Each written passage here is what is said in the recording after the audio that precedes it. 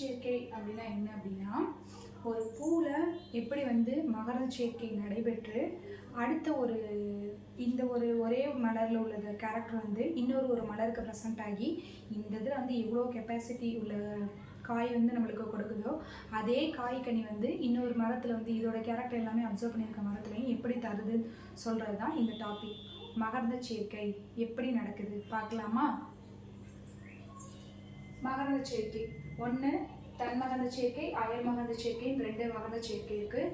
தன்மகரந்த சேர்க்கை அப்படின்னா ஒரு மலர் அதுக்குள்ளே வேறு ஒரு மலருக்கு வந்து அந்த கேரக்டரை வந்து பாஸ் பண்ணாமல் அந்த மலருக்குள்ளே தன்னால் வந்து நடக்கிறது தான் வந்து தன்மகரந்த சேர்க்கை. தனக்குள்ளே நடக்கிறது வந்து தன்மகரந்த சேர்க்கைன்னு சொல்லி சொல்கிறாங்க. அயல் மகரந்த சேர்க்கையை பொறுத்த வரைக்கும் 2 காரணிகள் இருக்குது. ஒன்று உயிரற்ற காரணி, இன்னொன்று உயிர் சார்ந்த காரணிகள்னு சொல்லி சொல்கிறாங்க. உயிரற்ற காரணிகள் வந்து 2 இருக்குது. உயிரினம் இல்லாமல் நடைபெறுற வந்து மகரந்த சேர்க்கை வந்து 2 இருக்குது. என்ன அப்படின்னா, ஒன்று அனிமோஃபிலி, இன்னொன்று ஹைட்ரோஃபிலி. அனிமோஃபிலி அப்படின்னா என்ன அப்படின்னா, எதில் நடக்கும் அப்படின்னா காற்று மூலிமா நடக்கக்கூடியது எல்லாமே வந்து அனிமோஃபிலி. ஹைட்ரோஃபிலி அப்படின்னா நீர் மூலியமாக நடக்கக்கூடிய எல்லா ரியாக்ஷனுமே வந்து ஹைட்ரோஃபிலி அப்படின்னு சொல்லி சொல்கிறாங்க.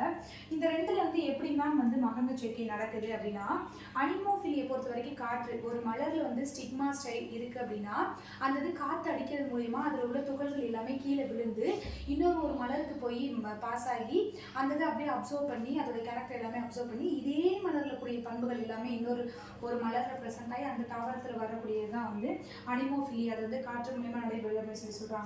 ஹைட்ரோஃபிலி அப்படின்னா நீர். வாட்டர் மூலியமா வந்து இப்போ தண்ணிக்குள்ள ஏதாவது பிளான்ட்ஸ் இருக்குது அப்படின்னா அது வாட்டர் வந்து எங்கெங்கெல்லாம் சப்ளை ஆகுதோ அந்த பிளான்ட்ஸோட ரூட்டாக இருக்கட்டும், அந்த பிளான்ட்ல ஏதோ சம் கேரக்டர் எல்லாமே வந்து அதர் சைட்ஸ் உள்ள அடுத்த எட்ஜில் போய் அந்த வாட்டர் மூலியமாக வந்து என்ன பண்ணுது அப்படின்னா அதே கொடியாக இருக்கட்டும் செடியாக இருக்கட்டும் அது படர்ந்து கிடக்கிறது வந்து இன்னொரு சைடுக்கும் வந்து அதே மாதிரி படர வைக்கிறது வந்து இந்த நீரோட அலைகள் தன்மையினால இதாகிறது எல்லாமே வந்து ஹைட்ரோஃபிலி அப்படின்னு சொல்லி சொல்கிறாங்க. இப்போ உயிர் சார்ந்த காரணி அப்படின்னா என்ன அப்படின்னா, உயிர் உள்ள பூச்சியோ விலங்கோ ஏதோ குட்டி குட்டியாக உள்ள எந்த ஒரு இன்செக்ட்ஸாக இருக்கட்டும் இது எல்லாமே உயிர் சார்ந்த காரணிகளில் வந்து வரும். அது என்னென்ன அப்படின்னா, ஃபஸ்ட்டு இது வந்து கேந்த்ரோஃபிலி, அப்புறம் வந்து பாலினோஃபிலி, அடுத்து மெலிடோஃபிலி, சைக்கோஃபிலி, மேலகோஃபிலி, ஆர்த்தினோஃபிலி, அப்புறம் செரப்டிரோஃபிலின்னு சொல்லி இந்த 7 வகைகளில் வந்து என்னென்னலாம் உயிர் சார்ந்த காரணிகள் வந்து நடக்குது அப்படின்னு சொல்லி சொல்கிறாங்க. ஃபஸ்ட்டு கேந்த்ரோஃபிலி அப்படின்னா வண்டு. ஒரு பூக்களில் வண்டு போய் உட்கார்றது மூலிமா அதில் வந்து தேனீக்களை வந்து கலெக்ட் பண்ணுறதுக்காக தான் வந்து என்ன பண்ணும் வண்டு அப்படின்னா பல வண்ணங்கள் உள்ள மலர்களில் போய் உட்காந்து தேனி எங்கெல்லாம் கிடைக்குதோ கலெக்ட் பண்ணதோ கூர்மையான மூக்கு வச்சு அந்த இதில் வந்து வண்டுகள் எல்லாம் இது பண்ணுறது வந்து கேந்த்ரோஃபிலி. வண்டு வந்து ஒரு மலர் மட்டும் இருக்காது, பல மலரில் போய் உட்காரும்போது இதோட கேரக்டர் உள்ள ஏதோ சம் டிஷ்யூஸ் வந்து என்ன பண்ணும் அப்படின்னா அதோட உடல் பகுதிகளை ஒட்டி இன்னொரு மலரில் போகும்போது இதோட கேரக்டர் எல்லாமே இன்னொரு மலரில் உட்காரும்போது அதில் போய் ஏதாவது விங்ஸ் ஏதோ இது பண்ணும்போதோ அந்த மலரில் போய் அப்சர்வ் பண்ணி இதாகும் போது இதோட ஒரு மலரோட கேரக்டர் எல்லாமே அடுத்த மலருக்கு வந்து பாஸ் ஆகிறதுக்கு வந்து கேந்த்ரோஃபிலி வண்டு மூலியமாக போகக்கூடிய எல்லாமே கேந்த்ரோஃபிலின்னு சொல்லி சொல்கிறாங்க. அடுத்து வந்து பாலினோஃபிலி அப்படின்னா அத்துப்பூச்சி வந்து எல்லாமே பார்த்துருப்போம். ஒரு மாதிரி பட்டர்ஃப்ளை மாதிரி இருக்கும், உட்காரும்போது வந்து அந்த விங்ஸ் எல்லாமே சுருட்டி போய் ஒரு பூச்சி மாதிரி ஏதோ உட்காந்துருக்கும். அது எல்லாமே வந்து அது மூலியமாக நடக்கிற பாலினோஃபிலி எல்லாமே அத்துப்பூச்சி. இந்த கேந்த்ரோஃபிலியை பொறுத்த வரைக்கும் நிறைய வெரைட்டிஸ் கலராக உள்ளதில் மட்டும்தான் அப்சர்வ் பண்ணி வந்து அது வந்து என்ன பண்ணும் அப்படின்னா தேனீக்களை குடிக்கும்.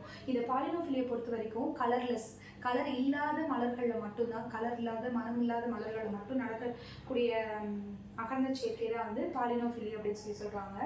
தேனீக்கள் மூலியமாக என்ன நடக்கும் அப்படின்னா மெலிடோஃபிலி அப்படின்னா அது மென்மையான மூக்கை வச்சு நல்ல தேனீக்கள் அந்த பிசின் பகுதி உள்ள எல்லா மலர்களையுமே போய் அதுக்கு தேவையான தேனீக்களை வந்து உறிஞ்சும் போது அதோட மூக்கு பகுதியில் வந்து ஏதோ ஒரு மலரோட டிஷ்யூ ஒட்டி ஒரு மகரந்த சேர்க்கை வந்து அந்த இன்னொரு மலரில் போகும்போது அந்த மகரந்த சேர்க்கையை அப்சர்வ் பண்ணி ஃபுல்லாக இதோட டோட்டல் கேரக்டர் இதோட பண்புகள் எல்லாமே அந்த மலர் அப்சர்வ் பண்ணி அதுலேருந்து வரக்கூடிய காயாக இருக்கட்டும் சீடாக இருக்கட்டும் வேற ஒரு ரகங்களை வந்து உற்பத்தி பண்ணுறது வந்து தான் மெலிடோஃபிலி அப்படின்னு சொல்லி இது பண்ணுறாங்க.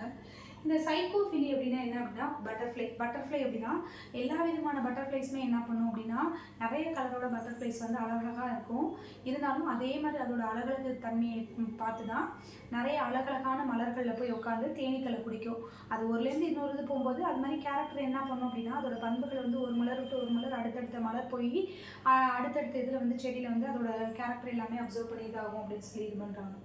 அடுத்து வந்து மேலகோஃபிலினா நத்தை மூலியமாக எப்படி மகரந்த சேர்க்கை நடக்குமா அப்படின்னா, இப்போ காற்று வந்து அடிக்குது அப்படின்னா, காற்று அடித்து வந்து அதோட துகள்கள் கீழே விழுகும்போது என்ன ஆகும் அப்படின்னா, நத்தை கீழே விழுந்து போகும்போது அதோட உடல் பகுதிகளை ஒட்டி அது வந்து வாட்ரு கண்டென்ட்டில் போய் வந்து நத்தை உள்ளே போய் சுருண்டு இருக்கிறதா இருக்கட்டும், அது வந்து என்ன பண்ணும் அப்படின்னா அதோட மகரந்த சேர்க்கை தண்ணியோட கலந்து அங்கே ஏதாவது சம் பிளான்ஸ் வந்து ஏதாவது வந்து க்ரோத் ஆகும்.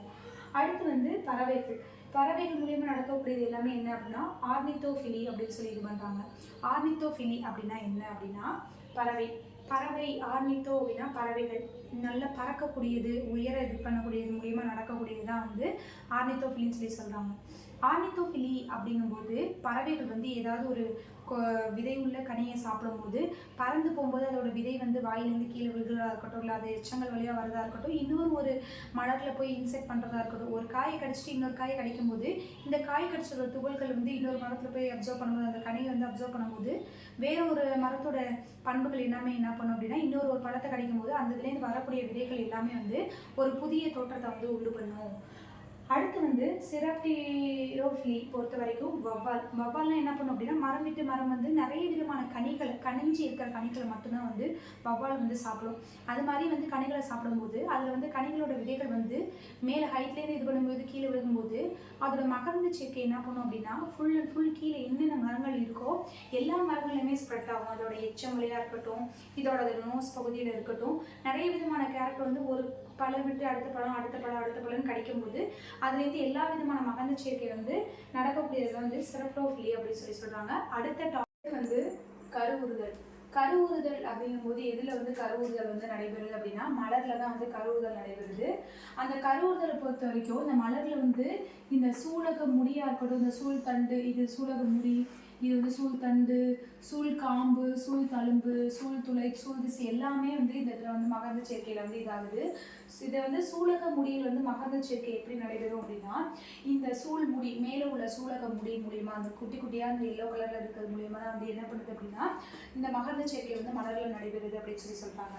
சூலக தண்டு அது மூலியமா எப்படி வந்து மகரந்த குழலில் வந்து இதாகுது அப்படின்னா ஒன்று திறந்த நிலை, இன்னொன்று மூடிய நிலை, இன்னொன்று பாதி மூடிய நிலை. இந்த இது வந்து ஒன்று ஓப்பன் ஸ்டேஜாக இருக்கலாம், இல்லை க்ளோஸ்டு ஸ்டேஜாக இருக்கலாம். இப்போ மலர் வந்து எப்படி வந்து இப்போ வந்து இது வந்து ஓப்பன் ஸ்டேஜில் இருக்கா, இது ஃபுல்லாக வந்து இதுக்குள்ளே உள்ளது எல்லாமே ஓப்பன். இப்போ வந்து இப்படி ஒரு முட்டை இருக்குது அப்படின்னா அது வந்து என்னதில் இருக்குது அப்படின்னா க்ளோஸ்டு ஸ்டேஜில் இருக்குது. இல்லை நல்ல முழுமை அடையாமல் ஒரு குட்டியூண்டு இதில் வந்து ஒரு ஹாஃப் இதில் வந்து ஓப்பன் ஸ்டேஜில் வந்து இருக்கும் தெரியுமா, அது வந்து பாதி மூடிய நிலையில் வந்து இதோட சூலகத்தண்டு வந்து மகரந்த குழையில் வந்து உள்ள இதாகுது உள்ள இன்செக்ட் பண்ணுது அப்படின்னு சொல்லி சொல்கிறாங்க. திறந்த நிலை அப்படின்னா ஒரு பூ வந்து நல்லா அழகாக ஓப்பன் ஸ்டேஜில் வந்து மலர்கள் எல்லாமே திறந்த நிலையில் வந்து மகரந்த குழாய் மூலியமாக வந்து மகரந்த சேர்க்கை இதுலேயா இருக்கட்டும், கருவுதலாக இருக்கட்டும், சூலகத்தண்டாக இருக்கட்டும் எல்லாமே நடைபெறுது. மூடிய நிலையில் வந்து அதோட சூலகத்தண்டு மகரந்த குழல் அப்படின்னா ஒரு மலர் வந்து மூடிய நிலையில் வந்து அடுத்தடுத்து அதோட கருவுதலை வந்து கொண்டு போகிறத வந்து மூடிய நிலை சூலகத்தண்டு மகரந்த சேர்க்கைன்னு சொல்லி சொல்கிறாங்க. அடுத்து வந்து பாதி மூடி அப்படின்னா ஹாஃப், ரொம்ப வெளியும் இல்லாமல் பாதி இது மட்டும் க்ளோசர் டைப்பில் வந்து இருக்கிறத வந்து சொல்கிறாங்க.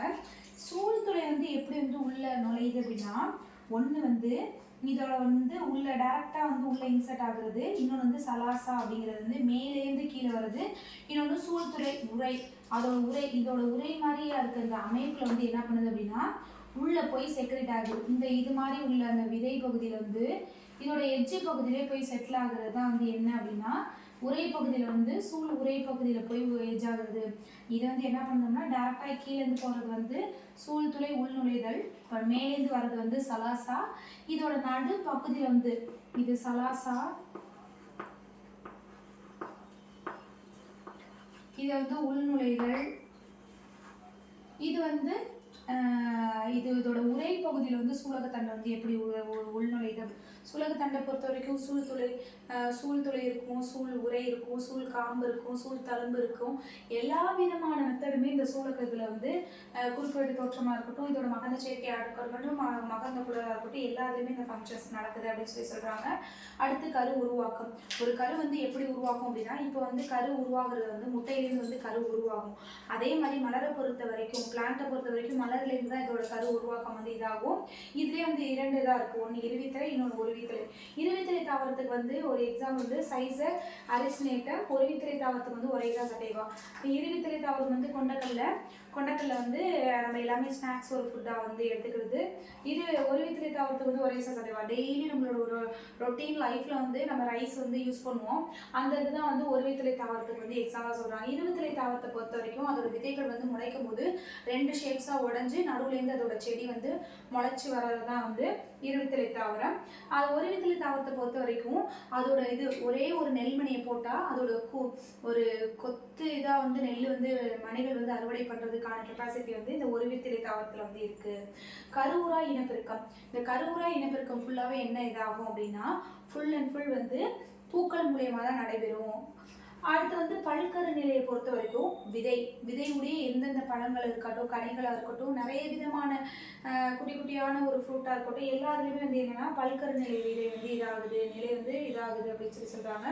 கருவுரா கனியை பொறுத்த வரைக்கும் விதையில்லா கனிகள் மூலியமாக மட்டும்தான் இந்த கருவுரா கனி நடைபெறுது அப்படின்னு இது பண்ணுறாங்க. இப்போ விதையில்லா கனியை பொறுத்த வரைக்கும் என்னென்ன எக்ஸாம்பிள் அப்படின்னா